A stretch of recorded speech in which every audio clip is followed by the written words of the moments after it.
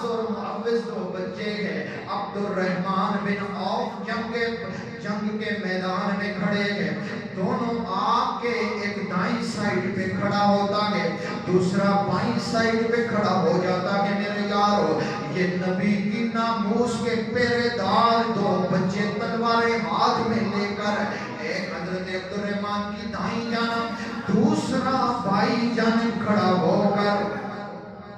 عبد الرحمن کہتے ہیں میں نے دیکھا دائیں جانب بائیں جانب, اور میں جنگ کے میدان میں کودنے والا ہوں, میری ارد گرد کی سائٹوں پر بچے کھڑے ہیں, اور یہ کیا مقابلہ کریں گے دشمن سے. میری سائٹیں بھی محفوظ نہیں ہیں, کوئی کڑی جوان صفائی ہونا چاہیے سائڈوں پر. تو اتنی ہی دیر گزری, حضرت معاذ حضرت عبد الرحمن کے اس طرح ہاتھ کو پکڑ کر اشارہ کرتے ہیں, او چچا جان, آپ تو بدر میں دشمنوں کو قتل کرنے کے لیے آئے ہیں, اسلام کے دشمنوں کو قتل کرنے کے لیے آئے ہیں, لیکن چاچا ہمیں بدر کے میدان میں حضور نے آنے کی اجازت نہیں دی, بس چھپ کے آئے ہیں. تم دین کے دشمن قتل کرو, ہم نبی کا دشمن قتل کر کے جائیں گے. ہم نبی کا دشمن قتل کر کے جائیں گے. ہمیں اتنا بتا دیں, اتنا بتا دیں, وہ گستاخ نبی کا, وہ ابو جہل جو ہمارے نبی کی پیٹھ پیچھے ہمارے نبی کو گالیاں دیتا ہے, حکمرانوں ان بچوں کے ان الفاظ کو نوٹ کر لو. اگر یہ الفاظ تمہارے کانوں میں, تمہارے دل تک پہنچ جائیں, اور بچے بھی نبی کی محبت میں بن بتائے میرے نبی کو نبی کا گستاخ قتل کرنے کے لیے کود پڑے, اور تمہیں ایک سفیر پاکستان سے نکالنے کا بولا گیا, اور فیض آباد کے ان روڈوں پر 4 دن اور 3-4 راتیں برستی بارش کے اندر, اور نوجوان بھی جہاں پر گھوم رہے ہیں, اور بوڑھے بھی اپنی سفید داڑیوں سے گھوم رہے ہیں. ویل چیئر پر بیٹھا ہوا وہ شخص جو خادم رضوی کے نام سے مشہور ہے, اور جو ختم نبوت کا پہرے دار اور مجاہد تھا, جو فیض آباد دھرنے کے اندر لگاتار روڈ پہ بیٹھا رہا, بلاخر نبی کی محبت میں بیٹھے بیٹھے اپنی جان بھی نبی کے دربار میں پیش کر گیا. سوچو میرے یارو, کیا یہ بات تمہیں بھی پوچھی جائے گی, مجھے بھی پوچھی جائے گی.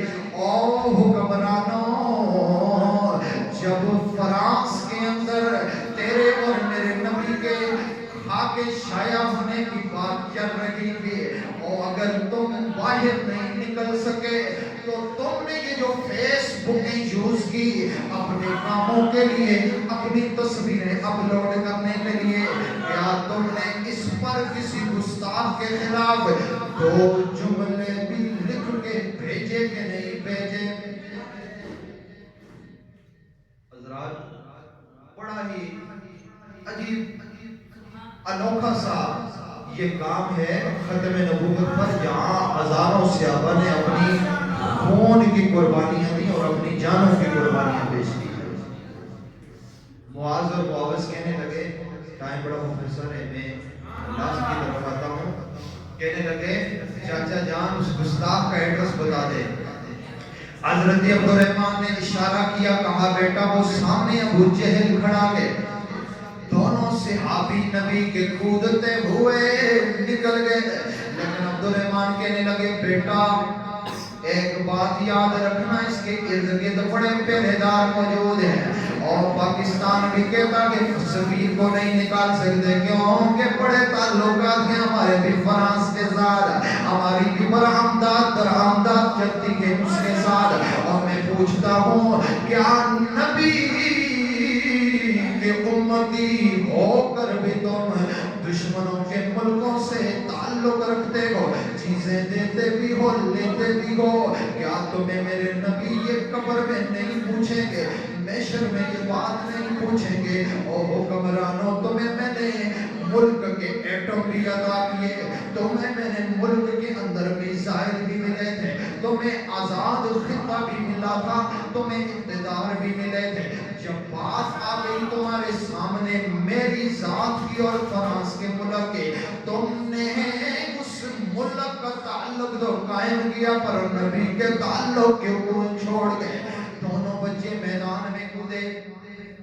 عبد الرحمن نے جب یہ بتایا اس کے پاس ذرا سنبھل کے جانا، دونوں نے جا کے اپنی تلواروں سے ابو جہل کا سر قلم کر دیا، قلم کر دیا، قلم کر دیا۔ میرے یارو، نبی کا گستاخ قتل ہو گیا۔ دونوں خوشی سے واپس تلواریں لے کر میرے نبی کے دربار میں آ گئے، اور اتنا بھی نہیں سوچا کہ تلواریں خون سے لت پت ہیں، رستے میں پولیس والے مل جائیں گے، پکڑ لیں گے۔ آج میرے یار اور پولیس کے نوجوانوں، تمہیں شرم نہ آئی فیض آباد کے دھرنے پر شیلہ کرتے ہوئے؟ تمہیں شرم نہ آئی فائر کرتے ہوئے؟ اور جب یزید کے لشکر پہ، جب یزید نے عبید بن سعد کو حکم دیا تھا اور جاؤ حسین پر حملہ کرو، تو اس نے پیچھے پلٹ کر نہ دیکھا بلکہ حملہ کر دیا۔ سامنے عبید بن سعد نے حضرت حر سے یہ بات کی، تو حضرت حر جب حسین کے مقابلے میں آئے تو مڑ کے کہنے لگے، اوئے اوئے کیا تو حسین کو قتل کرنا چاہتا ہے؟ کہا قتل کرنا چاہتا ہو تو یزیدی لشکر میں کھڑے ہو کر پولیس کے نوجوانوں، یہ جملے تمہارے لیے ہیں، یزیدی لشکر میں کھڑے ہو کر حضرت حر کہنے لگے، میں تیرا لشکر چھوڑ کے حسین کے لشکر میں جا رہا ہوں، کیونکہ مجھے پتا ہے میں نے کل میشر کے میدان میں بھی حسین کے نانا کے سامنے موجود ہونا ہے، کیونکہ ہزاروں میں 72 تن تھے کہ تسلیم و رضا والے، حقیقت میں خدا ان کا تھا، یہ تھے خدا والے۔ کسی نے جب وطن پوچھا تو یوں تھا، حسین نے فرمایا، مدینے والے کہلاتے تھے اب ہیں کربلا والے۔ یہی بات میں تمہیں بتا رہا ہوں پولیس کے نوجوانوں، کیا ڈپٹی، مجھے پتا ہے ڈپٹی بھی دینی بہت ضروری ہے، لیکن جو ڈپٹی نبی کی ناموس سے ٹکرا رہی ہو، میں کہتا ہوں اگر اس جگہ میں ہوتا میں لعنت بھیجتا ایسے پیسے پہ اور اسی ڈپٹی پہ، میں چھوڑ کے آ جاتا۔ سونے ہاں تیرے بھیجے ہوئے مہمانوں پہ میں شیلنگ نہیں کر سکتا۔ دونوں جب نوجوان اپنی تلواریں خون سے رنگ کر کے نبی کے دربار میں آئے، آخری جملے دے کے جا رہا ہوں میرے نوجوانوں، جب نبی کے دربار میں خوشی سے کودتے ہوئے آئے، معاذ کہنے لگے، سونیا میں نے تیرا گستاخ قتل کیا۔ معوذ کہنے لگے، یا رسول اللہ میں نے قتل کیا۔ اب بات یہ ہے کوئی بندہ قتل کر کے کسی کو نہیں بولتا میں نے فلاں بندہ قتل کیا، پتہ ہے یہ غلط کام ہے، یہ جرم ہے، لیکن یہ کیسا قتل ہے کہ جس کے قتل پر دونوں صحابی اپنا نام لے کے بتا بھی رہے ہیں اور خوشی کا اظہار بھی کر رہے ہیں۔ اور میرے نبی اب فیصلہ کیا فرمانے جا رہے ہیں، سپریم کورٹ کا جج اب کیا فیصلہ کرنے جا رہا ہے۔ میں ججوں سے بھی کہوں گا تمہاری کلمیں چلتی ہیں تو جھوٹ پہ چلتی ہیں، تمہاری کلمیں چلتی ہیں تو ناانصافیوں پہ چلتی ہیں۔ اے کاش تمہاری قلم کبھی کسی گستاخ کو سزا دلانے کے لیے بھی اٹھ جائے اور یہ لکھ دے اس کو پھانسی کی سزا لازمی ہے، ورنہ میں اپنی سیٹ سے استعفیٰ دے دوں گا۔ میرے یاروں، سپریم کورٹ کا جج میرا اور تمہارا نبی اب دونوں بچوں کے درمیان فیصلہ کرنے جا رہا ہے۔ میرے نبی نے فرمایا، بڑا خوبصورت فیصلہ جو حضور نے فرمایا، کہا اچھا یہ بتاؤ کہ وہ تلواریں جن سے ابو جہل کو قتل کیا ہے دو دی ہیں یا پھر ابھی اسی طرح ہے؟ دو دی ہیں یا ابھی اسی طرح ہے؟ دونوں بچے کہنے لگے، سونے آسا قتل کیتا تے تیرے کو لا گیا، خوشی دے نال سانو تلواراں دونیاں بھی بھول گئیاں. میرے نبی فرمایا پھر تلواراں دونے سامنے کرو میرے سامنے. میں دیکھنا چاہنا خون کتنا کتنا لگیا دا ہے تلواراں تے. میرے یارو دوواں بچیاں نے اپنی تلواراں سامنے کیتیاں. میرے نبی نے دیکھ کے فرمایا فیصلہ کیتا گیا او میرے عاشقو قتل تا تساں دعا کیتا میرا گستاخ پر بازی لے گیا معاذ کیونکہ معاذ نے میرے گستاخ نو قتل کرنے وچ پہلی وار اس دی تلوار دی پہلی وار حضرت معاذ دی سی. اس واسطے یاد رکھنا قیامت دے دن بھی جدوں عاشقاں دی لسٹ تیار ہوے گی اوتے تے اوتے سب تو اوتے معاذ دا نام موجود ہوے گا. اوے عاشقاں دے نام دے دوے نمبر تے محفظ دا نام موجود ہوے گا. اگر گل کیتی جائے فیضاباد کرنے دی تے پھر دریا نام بابا خادم رضوی دا بھی اسی لسٹ دے اندر موجود ہوے گا. میرے یارو جس وقت گستاخاں دا نام تیار ہوے گا گستاخاں دیاں لسٹاں تیار ہون گیاں. میرے یارو ابو جہل دا نام سرے فرشت ہوے گا. ادھر سلمان دا سیر دا نام بھی اودے موجود ہوے گا. سارے گستاخ جڑے میرے نبی دے نے انہاں دیاں لسٹاں بھی تیار ہون گیاں تے عاشقاں دیاں نام بھی تیار ہون گے. اور میں تساں جواناں نال مخاطب ہو رہا میرے یارو. میں تانوں دسنا چاہنا جڑے محفلاں دے اندر بیٹھ کے میرے یارو اگر آپ کے دل میں نبی کی محبت موجود ہے اگر میری ماں کو کوئی گھال دے تو میں اس کو قتل کرنے کے لیے تیار ہو جاؤں. تمہارے باپ کو کوئی گھال دے ذرا دل کی گہرائیوں سے میرے لفظوں کو سننا.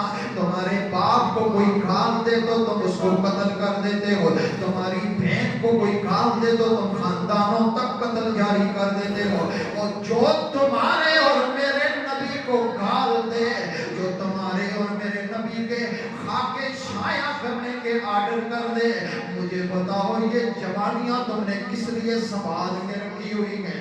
حضرت عمیر اندھے سیابی تھے. انہوں نے جس گستاخ عورت کو قتل کیا حضرت عمر کہنے لگے سونیا اندھا نابینا آدمی آنکھوں سے نابینا ہم سے سبقت لے گیا. میرے نبی نے فرمایا عمر اس کو نابینا مت بولو کیونکہ جو نبی کا گستاخ قتل کرے حقیقت میں آنکھ والا تو وہی ہوتا ہے. یہ میرے چند الفاظ تھے جو میں عالمی سطح پر ایک دنیا تک پہنچانا چاہتا تھا اور اپنے جو حضور سید العالمین کے گستاخوں نے جو گستاخانہ کام کیے اور جو آگے شائع کر لیں گے یہ کام چلے تو ہم اس کی پرزور مذمت بھی کرتے ہیں اور ہم حکومت پاکستان سے یہ مطالبہ کی بھی کرتے ہیں کہ پاکستان کے سفیر کو پاکستان سے نکالا جائے اور ان کی وہ ساری چیزیں جو پاکستان میں آتی ہیں ان سے لا تعلقی کا اظہار